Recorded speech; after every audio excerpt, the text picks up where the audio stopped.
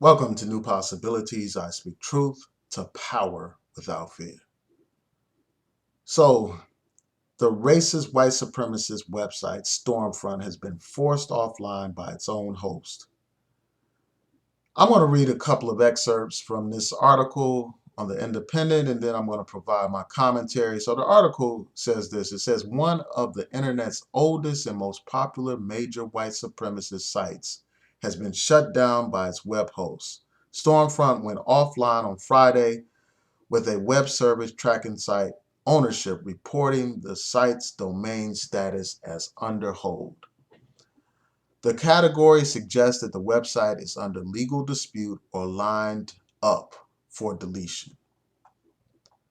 Network Solutions, the site's host, has also prohibited the web form from being updated, transferred, or deleted.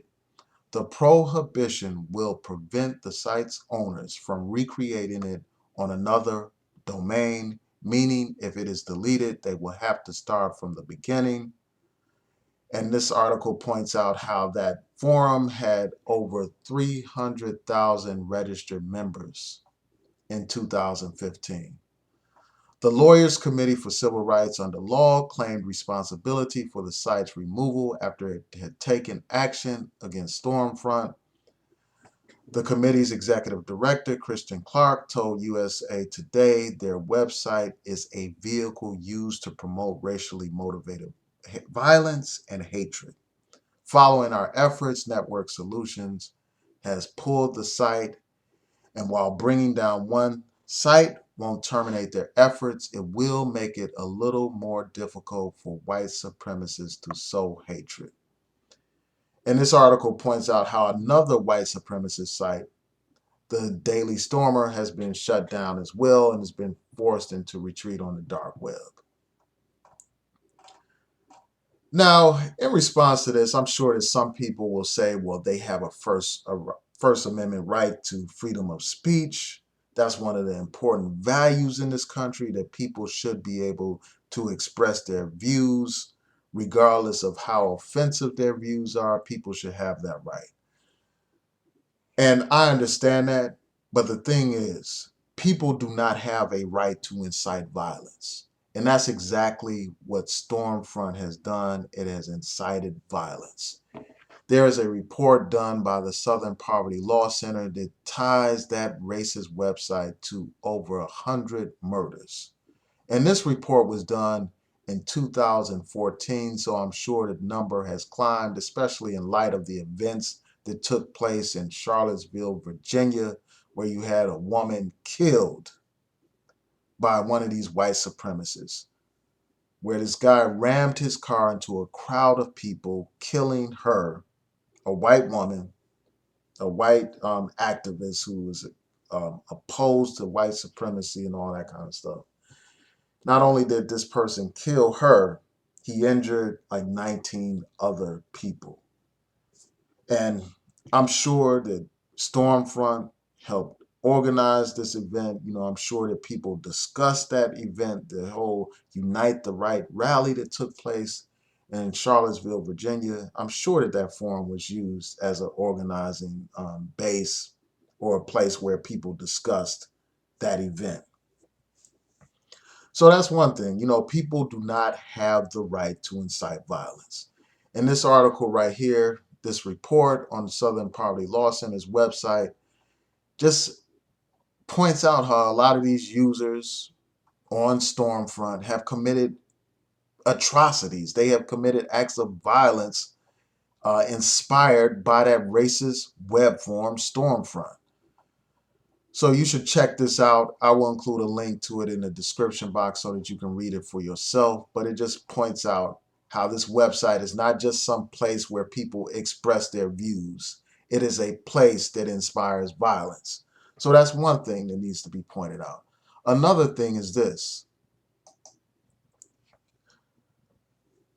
These website hosts are private entities. It's not a state-owned entity. So these private website hosts have a right to determine what kind of rules they set up for themselves, what kind of guidelines they have for themselves.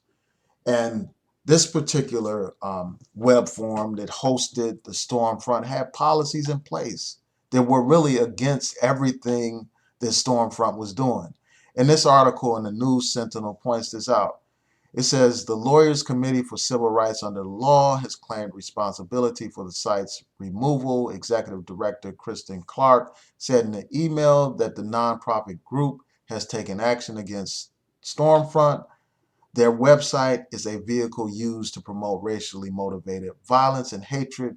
Clark wrote, the committee said they sent a letter citing a clause in Network Solutions' acceptable use policy, which prohibits using their domain to display bigotry, discrimination, or hatred.